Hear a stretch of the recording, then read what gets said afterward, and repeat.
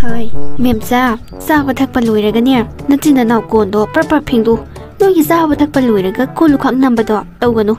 Ai ne, asai bukta thoge. Sawa luiraga natina naw kon phingdu amuko. Hoi ima. Now, sakra hapake. Kobi saksu lady. Se sitagi krapake. Yare yare se. Yam tasalaga yam noi na bani. Noi di figure ko mai phazate no. Iste yarni hapano ID we. ID lhongak pasagui di. Mawa no bini na thizangra di mina nok na roidra. Ise hojekti ne dieting khra khat tawdaba yadre haksang se adugi ne. Is yen thongadi ok thongadi tap tai chagini. Kobi sak thongbasita tawri ne ba. Pasuksikane. Ise ngasidi saurano ba. Ngasai do ay kuzin hapu bane ba. Ado kon pheng ba do nungai do mandre hayeng dagi phenglage ba. Ngasidi ise adum pheng tok piro ba ko je. Ise saunu ko ay ngasidi pheng ba ya roi ge ba. Ai hagut krene. Is kuzin hapu kon pheng ba nungai roi kaina. Kaya da yengu ba. Sa to ga hagut krene ba se. Magi sagum si ba sengam de ba. Khoi do se soning roi de ko. Mau ano bini ye. Aduh siroidari. Aikoina mau ano bi oirakpadadi mina kai hakigadaga no ne. Tabak se pangsoda suba. Is ngarang nahan lakta ngai di. Sakso aina thongba. Kolik so aina phengba. Nungai le ne nang dia. So ma henjala di mase ai ga paitat na doi neu. Soidro ni ma. No ma ai ga khatna ba ma. Isia kaino morom sole de ba. Ai khujinse hapu bagi nungai te na haibane isegi se aina kon phengale na sauri ra khujinse hapu bata ngai ri kolik phengmada loin ken garni na tawbane nate nang ne bab serana na khalle phengage ise leiri sidi henjang se yam lemon kre pamoy na supto ga sum solam bane nang ne lana laura male jo pathan zarura ai ne kolik se pheng do ragi jo pathaura oh ise ai di sauri boining ure hoi ise sat kramale on tok na pin de ko kon pheng do re khoi do soni da sak chu dong ba kon pheng ba khoi do soni ya ji nei imai pima kadai dagi yong sak no ontong na phadakre wani nate kadai dagi no sibo se me ma ai gi yong sak se phajadro khongbi muk saw bani yam le hori bani khongbi muk saw ba ise tom saw bi dagi ne lorok pani hojek te prok ta ngai hori bani lahuru ro natte di ne abata le roi da bani yong sak yam phaja hawi ai so bukta lawru khige letin kai hera Pajaba marusibu leida na to ero lagru kikeda memsa memi tabor na khoy ani bo aina yung sak le reise yengu law ne khongbi mu chawi maruse paja kraba hore nungdang masi paja na iro laga ne tum yak pi ma tawr saradi anto na haw khadaba yengu law ne no ani bo hai memsa yengu ne Yuksak maruse khongbi muk sawradana phajadrengo habudi phajayebu imagine letrin kuchangduga manam dudane phide yomaga puthorani imung se pungin doini yuksak manamna pelabani sigi hairadine yuksak kam thasajaningde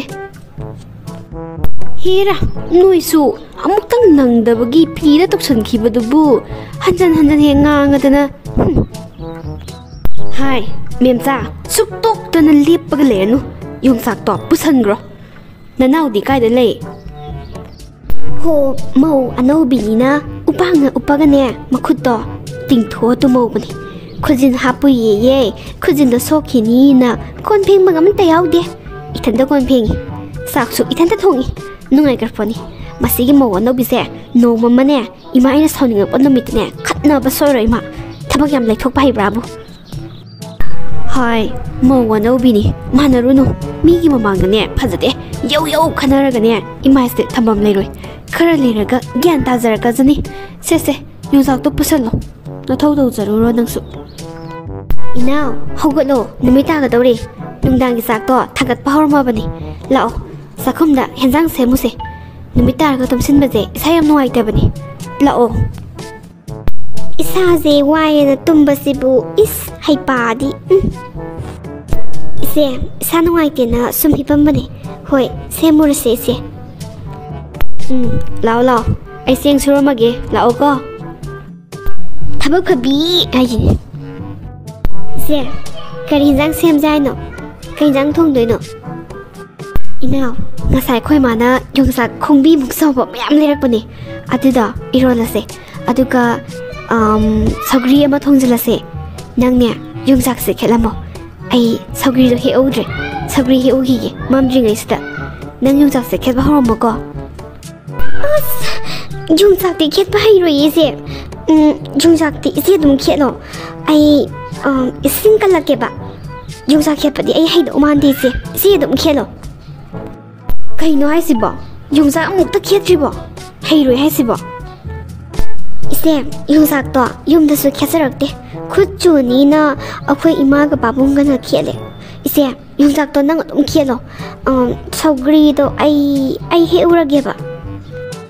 इनाव यारे सौगरी तो आई दुम हेउरगे योंजाक तोसु आई दुम खेलगे यारनी नंग वारामनी पथारुरो आई दुम तहौरगे इसे असेंग बैरो आई याउदसु आद्रो दुदे चंगागे देसे इसे दुम तहौरको दुदे इसे मबुग याम फैये इसे आई चंगागे को दुदे होय चंगो चोग यामने केसनबा नुपिसिबु मौ ओइनीना कमाइन हाइनो हाइबनिदा थाबक नमरो नम सोनिंग्रिबा मम्माइ सिदने जरब सिदने कल्लदिबा मफम कयानो मतानी युगसा खेतबा हिते गायना खुच्चुनी गायना इबेमा नंग को खुजिन लोइ फकच्चनी सोक्तदा इना असोक याम थबक तोमिनबा नुंगाइतबसिबु कइनो हाइबनिदा मागिसिदि खनाबा हौरिबा आइसिना रोबोट सिमा गाइरेने अमसु इहाइदा हाइरबा इतौदा तौबा यारबा मीगी टाइपनेबा मानदा खलिसे हाय मौ चाक तुबु लोइद्रिबो थेंजल लेने चाक तो प्रप लोइसल्लोने चाक लोइरबोसना सामुगोंगे ए नसिना नाउ तोमिनो याद्राना मौ तोमबिसदासु ngangodana adudi nate khudi mौ अनौबिनेना मुक्तना मस्तेसिदा खुजिन फेंग लेहनबा अदुगा आइबुना फाइगा होनहनबा खंगनि माना तौबनी यारगा आइना तौबनी खितबा यारोइतोइबा होरेनदेगिदि आइसु लीला होगेबा खंगनेबा लीला होगेबा इस योंजाकसिगी महाउसिदि ओंथोंना हाउख्रेदा खोंबी मुक चाउदना तौरि माले हाउख्रे हाय इबो जोबगा ननाउ बागा दुबु चावो खिजालो पोखम मनिसे सिट नालिनहे इमा वो मनी हापके हाइबदने हापनो वो ए न लोइदमक हाइग्रबनी इनाउ नुपिसिना तौरिसे इमा आयम यानिंगे मवासिना चक्साइ हाइरदि करी वालिगे अदु हापोगे हाइना मनाक्तदिसु लेपुदना अदुसनते साक्सारासेना कौथोक्थिबाव से थोंग लोंजलगा तौरिसुबसे इमा याम यानिंगदेको ओ लुहोंबा था फाद्रि तौरिनी केजरिनीदना खरा लेरगा ग्यान माइ ताजरक्चनी सावगनु मारा तौरिगे सम याहल्लेबा ahal na mawibagi saigidi haidradana phare aisu tawgeba ima aisu khutso ngasidi agi kada sarani inaudo imana sangaga khara haibiruro sak loiramabani haidana maina thiraga ne sajarasani adu oiragana magi sakto nangi thiringai duda thidokpiramodana he hanubi ai sarkani ko aine bebar ka loi garak som kangkhaladi mukut pandro thira sa hayo imai pima asidi jatta ma tormine nahan makai asiguma mawung ase aingonda nongmata uttabani ima dagi het ponte karino ne mai machin khukhanchiba mause lakpadagi ni mara ko khamise tawbudi maw tomise masi yamna wa petkre magi maramdagi ne nongju muju thokturubani sorry ma'am. Mungju muju haibadi yormoi. Kainomadi haigum tobani sumaina. Ado ma'am ngapigani. Mawa tombido amukta hairukhige. Ha khangdreda. Nung anigi martane ha oli aidi. Yongchak marugi mahauga se loi mangkhidawre. Ha. Ima, akhoi se namabu adam pattido kaino. Magi sak thibatuda aido thibirambadi kyam kaige. Kyam kaige habanida. Hai, nachedo makhun so esu haigum tobani. Adugi oirambaswe. Madi mai kan sani sangkre. Nangsune sari ngai da sathoro. Inga sabado hawaroi. Chalo. Sathong na butawro. Thabak phabina maron nama sariba. Mamung na maron nama pathiba. Nate, ai sak dang thirambadane ma hisu siroi habanida. Khangneba. Akhoi mungsna aina sa laundry phau kana amda thaoi dawni. Nate, aina sa laundry moi amwa nai ta lon ba yadra habanida. Yam lo ta na bam to khalaiye. Khangneba masigi mukse dog suningoi dori. Aina sa laundry haji ma kok lon ba kidogeba. Pura suningdabini masigi mo no bize. Paroi dori. Isaga pung te da. Akhoi si tubu cha lon ma loi ji jalo. Nahan makhaidi cha loi babung imana tawduda dam tawbune. Kaino chen mo kala ro siba. Odom tan greda. Ngata hogolaga sa ngai bese. Ise sa du loi ram kan doina hogot kina tawbune ba. Loi ji sa khangde mi. Pungdi nipan makhai dare. Sa do loi ram basu yare da. Sakamda sangaga hega thauragi. Ise akhoi mungi sa lon ba loi khraba. Loi radi ai saruk do kai legi se. Sakta otok nusi kidreda. Haima nang sa thaktriba. Ai nang thakraboi ningdana sa do lemina ai noin thaktokrene. Yahaudo khra ngan hogolo. Nang do yahau theng na hagolakani khangdabanina lema malena thakthokre. Natraga sagoina sage saroda. Pung mapan chu tasle. Sak do loirabani. Thum thakadam ta ngai re hinjang do. Sagoina saro. As loiri he. Kana thaktrigena hangaga thasya abdubu. Ise ai sa do kharlambiyo. Hey, nang iru sa thoga nang lon bari kidawi. Ai sibu nang napam de yapapa awung bolo. Nang se ba thong na ba. Nang ne phagi cham hanzla no. Mawono bi mo werdine pin ga to illo khangaba. Imung ne na nang na kusira sitabuda. Hosidri janade. Ai budi leirabanina indabane. Angang ka ma'am yaramina. Nang ni mawono bi ni illo khangaba. Bebar do khara uloi bi ma. Na saktuga na samduga. Na kok tu sak bro. Sa katang non biyo haiba gibu mingon na dumaina haiba hongna bro. Aina pi indri se nahan kai dum inda bro iba. Ngaktang akhoi imung ne na inda ba khangaba. Aduga ne sigi cartoon sida ne pi inba yade khangaba. Sari se lurde ngak diba. Nang kai khangge. Hai payam sarakano. Ise boina awum polen hai kraba. Sum mi gi sa sar ko thakto khrabni na lon biyo haiba de khangaba. Nabu pattaba. Hey, Suningdabigi. Ngarang nahan la laga nang nengol kok sak pi na haiba bro. Ha. Nang ni sai di Suningdabigi. Mawa bagi na thau su tau ni khangdaba nang na engod kok sak pi kai. Chalo, na sakru yening de. Takachalo. Sor manam inam thi gai cha. Yung sak tap tain cha salaga. Oh, nabu ga ga pattaba. Khangni. Yeng na batare na de. Ai di nahan kai khangde. Ise sa ya phanurubani. Adubu handati isegi puksen phazana khange. Mi gi sa hura la thaktok ngamba. Oi, chakachalo. Namai jarab sin tharane pholla sani. Mawana bido aina oi lei de ibima.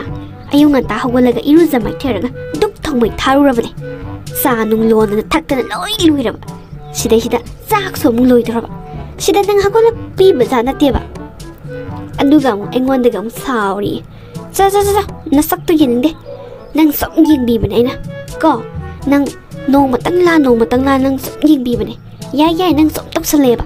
Noi an na pa mi tak pi tak tro. Chakalo nasak to yin de. Ai ꯑꯩꯒꯤ ꯏꯄꯥꯝꯒꯁꯨ ꯄꯜꯂꯦ ꯅꯪ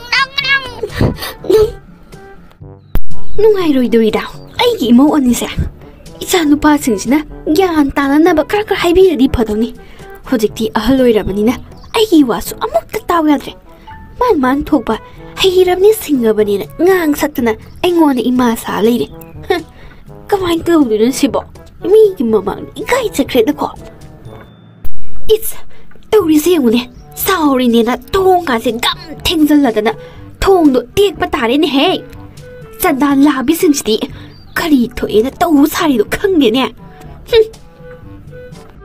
thabak kuding tawmi na ge khan ne aingona loinak namjalamaga माना नुंगाई लेगे सिनेबा हाइतबगी मति सुनिंगदबम जावरी असिबो मौ अनौबिनी सन्जु सनारोय मसक सिगाने फजबिने मरम सारिबा युमसिबु कना कना लेगे इने ओ इने ओस कनाम ताद्रबो खंगदेने इने ओ इने तार माले इने से थोले इने लेकाइगी मरुपतो अदुगी पैसा लखोटपा लाक्सबनी हाइमा तोंदोनबा नंगोइरे कनानोना हाथु हाथु थोलैनिने मरुपकी सेंथंगदो लुपा जमगा ओइबदाइने होइने लुपा जमगा खतने अदो मथंग थादगिदी थखाई थखाइगी ओइना ओटलनी इने था अमदा मरुप अनिरक हुल्लनी खरा तुना लुसनकिदबाना अहलसिनसु लोइ खनाबा लोइरबनी होइदा अदुनसु फरे मरुपसे कुइमन लाकमनख्रे हुन्दोइ लेरबनिना था अमदा अनिरक हुंदोख्रसु अदुना फरे इबुंगो खाक्तंगाइ को नंगी पैसादो मौदमदा हाइकिगे मेमसा ताब्रो नखोइबो नबानिदगिने चनियांखै पुथोरो इमादने पैसा अमत्ता लेत्रे लेकाइगी मरुपतो ngasi tara male ताब्रो नखोइ अनिबो पैसा दो पुथोरो मी ngaidna leirabani इनाव इमाना लेकाइगी मरुकिने ना पैसा चनियांखै पुथोरो इबानिदा नंगी चनियांखै पिरो इमादा पिरोगे मी ngaidna लेरे करिए मरुपना नोइना यावरगा पैसा ना आइदुम पुथो हाइसिना कइगे नते मरुपतो फंगबा कानदी नोइना ओइदै नत्रो अदुगा आइगोंदा मरुप खोलाइसिना कइगिनोबा लेते आइने पैसा लेतेको हुनगे किसे दम हुनग्रो आइने पैसा लेते ngमजो ngमरोय मरुपसे आइगी मरुप नते मरुपसे अहन गैना यावबने अहन पैसा लेत्रबदा अखोइना हुनद्रदी कराना हुनदोइनो नंगिने सोनो थुंगे तबतो तोरकनो चलो पैसा दो पुथोरो मी ngaइदुना लेरबने आइदी पैसा लेते इसे ओइना हुनग्रो यारे नचिंदो थिरकनो तानिंगदे लुहोंगबा थाबु फाद्रे नंगी पोयेंग मयामदो काइ थमग्रगे लुपा चनियांखैबु लेइता भंगदे याम थुना पुथोरो मीगी ममांगने खननिंगदेको आइसु लेइतबगिने तामोदो लेरदि तामोदे लगदबा तामोगी पैसासु यावदे आइगोंदगी अरैबदुने पुथोरो इसेना चलो इसेदी आइगी पोयेंगासे पाना बिरिबो ओइरे मी पोयेंगा पानारदना लेइते हायरदि लेइत्रे कइदोगे हाबा नोइसे मरुपना नोइना यारगा आइगोंदा हुल्लोदि कइनो धर्म नत्तबा वा ngangakano तानिंगदे हाय नखोइबु पुथोरक्त्रिबो सोमदा मी ngaire हायरगा ससत पुथोरो ओने नोइबो नंग पैसादु पुथोरके हाइब्रा पुथोरोय हाइब्रा नरोन सेगो पुथोय आइदि यावबा मरुप नते सेल लेते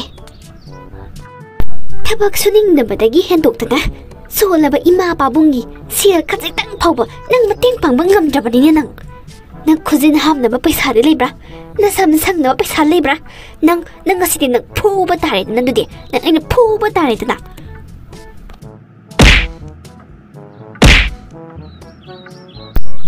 इवेमा हिंसाबी नखुतनेना चैरोंग मनगै मीगी ममाइसदा थारैदो ngobra नखुतनेना इकदि कल्लदना चैरोंगदा नते योचै सुमलखिनी ज्ञान ताद्रदि चलो पैसा पुथोरो इमासे ngaidna leire mapanda kaidi पैसा no आइनि यावबा मरुप नते आइ पैसा पुथोपा ngमोय पैसा सुइते मसी अंगांगसि मसी मिनुंगसि तोंगना लेखिद्रेदा युमबालोनसु खंगदे थबकसु सुनि खंगदे मसी वरक्तबा यारोइदोरि Pare pare, lekai maruki paisa puthokningdre haiba natro.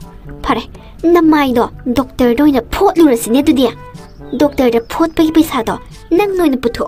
Lao lao, segai rage namaido. Mi usittaba. Is aigi maibu segai rage. Segai ro he ngamadi. Mi usittaba.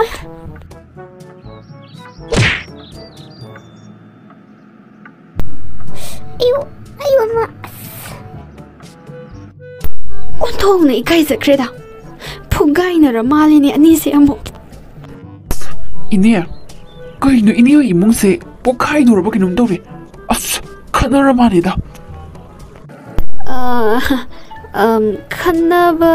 Kanaba natida ibungo. Masina manaw nupida yumba lon tambiri ni. Ibungo, nangi paisado. Ayo na tilage, ngahak layraga. Ay tilage ko, nang sauba yadi. Yumba lon se, amukta yengo kige. Ibungo nang chalo ko, sauba yadi. Hida lang tak karaga, lasing karaga iri. Ayam ta layru kige. Nangonda ahin mapisa yawardi piro. Angonda gi saniyan kaise, sinadi sugadaba mandre. Nangonda kaya yawaray no. Kara hina sangadaba mali. Gari barane, tiket mamal ni kay ni, lupa lising ani pa ikrab ni. Se, lising amaga zonga ni, sinako na bari yengo isi. Lupa saniyan kay do puto madi, nang lupa lising ani zonga ahum ting isi, tinggidraw. Paisa puto nindaba. Matung manaw to gidram tayo amta, potring ay ta. As, tawaroy haba isi. Inong di mi mamang sito. Isi ay tawaroy haba. Nang hanjan-hanjan hangagano. Ay lale haba. Hoyne, adumayna tamoy seng na haradi paydana. Isi na nangono tawribado, nungsidabagi nati, nungsibagi ni. Nangdo yam paningi. Nangdo semtokpa yaraktabadada, isi na sige tabakse, tawkibani. Nang saunu ko, tabak kuding, isi inaw sangdana, loy namak tongminagadabani. Adugane, ahal oiraba, imaga babungase, makoygisu seba matomlumna akoina tawgadabani. Hayeng akoygi isa isudunasu akoina tawriba sumaina isa isudunasu amuk tawrakadoribani. Makoygi mabukning nungsihanba yaba nate. Sel kharadugidamakta imada ngasai kayam mathawai nungaite khangbra. Matung manawdi adamain tawnuko. Araiba puthoknagadabani. Ai hidak larukige. Phajana leiramuko. Ise, matung manaw ai adamain tawjaroi. Ai yam laleba. Ado, ai se phattabi mambe wani. Ai se aphabini. Ise na sumai semdokpada ai naga lanjare kaina haise. Ai se aphabini bise. Adugane phattabi supat phawya roidaba supat phattabi da. Oiradine masamga phoijatnaraga yam tin khanaradamne. Ise ai ti tawroi dumaina. Ai aphabi oirakeba ise dawna. Patumana tawjaroi se. Ai yam lali se. Onthonga nung sikreda. Ai su khangida. Nangse aphabini haiba ai khangi. Nangi namaida mari thongna photo se atopa mi phatabi yoramadine aingodane nongmainaga kapamani laman komdeba khangedana ada nangdi laman kombai wafam kem laite nangi thamoi aina masak munna khangi haktang leramo hidalang thak lawrki ido sum thoktuna lele ngatang phamamuko ai lawrki ge hida mayamgi mafamda ngasi engonda thoiba thawdokse amuk hana thokhaningde ai maida photori base ai kanada su tohoning de sumaina aduna ne mau aphabi oyuko matang matam sana thabak khuding loina mak tomina gadabani thabak lekthokpa tobiganu aduga ne yumgi ahlaman singsu ai gi mai pa ni khalaga thamoy sin anuksi batambiu ai ngona thoiba dasase nakhoi kanam ta thoktab oyuko ai su ngasidagidi aphabi mau haibada oiradabani mayam loisalage sase em ware mai mari thokna photoini mathanggi video da mutheng narse me bye bye.